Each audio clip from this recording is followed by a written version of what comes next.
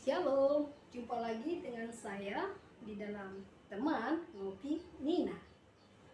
Dalam pagi ini atau perjumpaan hari ini kita akan membahas bagaimana menjadikan Yesus sebagai penguasa tunggal. Ini adalah pembelajaran selanjutnya setelah bagaimana kita menerima keselamatan di dalam Yesus. Kita mengetahui pelajaran video sebelumnya bicara tentang bagaimana kita jatuh di dalam dosa dan kita menjadi budak dosa. Supaya tidak menjadi budak dosa, kita bisa belajar di dalam Yohanes 8 ayat 30 sampai 36, yaitu kebenaran yang memerdekakan kita. Bagaimana kebenaran yang memerdekakan kita? Di dalam Yohanes 8 ayat 34 mengatakan bahwa siapa yang berbuat dosa, dia tetap menjadi hamba dosa. Dan bagaimana solusi untuk merdeka di dalam ayat perikop ayat tersebut, itu jelas di dalam ayat 36 katakan, kita merdeka, jika anak yang memerdekakan kita, kita menjadi merdeka. Anak yang dimaksud di dalam ayat ini, ayat itu Yesus itu sendiri. Bagaimana caranya Yesus memerdekakan kita? Yaitu dengan menebus kita untuk menjadi miliknya. Di dalam 2 Korintus 5 ayat 15 mengatakan, kita hidup bukan untuk kita lagi, tetapi hidup kita untuk yang menghidupkan kita. Itu siapa yang menghidupkan kita? Yaitu Yesus yang memberikan nyawanya untuk kita dan bangkit dari kematian.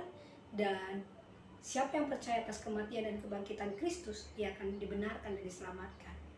Nah, akibat dari kita menerima penebusan dosa-dosa kita, itu membuat Yesus menjadi pusat dari kehidupan kita.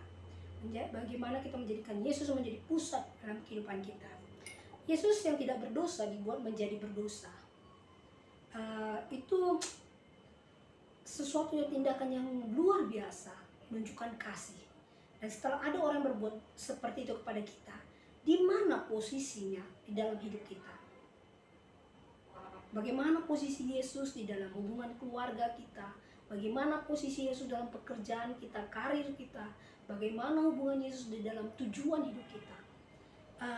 Banyak hal kita mengatakan seperti ini, berpikir, oh ya, Yesus bagian atas, kemudian nanti ada suami, istri, kemudian anak, kemudian secara struktural itu memang posisinya seperti itu. Tapi ketika kita dikuasai oleh Yesus, oleh seluruh hidup kita, Yesus menjadi pusatnya, menjadi sentralnya untuk hubungan kita, keluarga kita, karir kita, pekerjaan kita, studi mungkin, semua hal. Yesus menjadi standar. Tujuan itu untuk siapa? Hanya untuk Yesus. Yesus menjadi sentral, menjadi penguasa. Itu makanya katakan, hidupku bukannya lagi, tapi Yesus yang hidup di dalamku. Itu makanya kita bersyukur sekali. Seperti orang yang diselamatkan, kita harus mempersembahkan hidup kita menjadi milik Kristus. Karena kita bukan milik kita lagi, tetapi milik Kristus.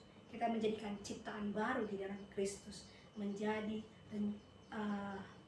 rencana, menggenapi rencana Allah di dalam dunia ini. Itu firman Tuhan yang bisa kita sharingkan untuk bagaimana kita membuat Yesus sebagai penguasa tunggal dalam hidup kita. Dia satu-satunya yang menjadi sentral.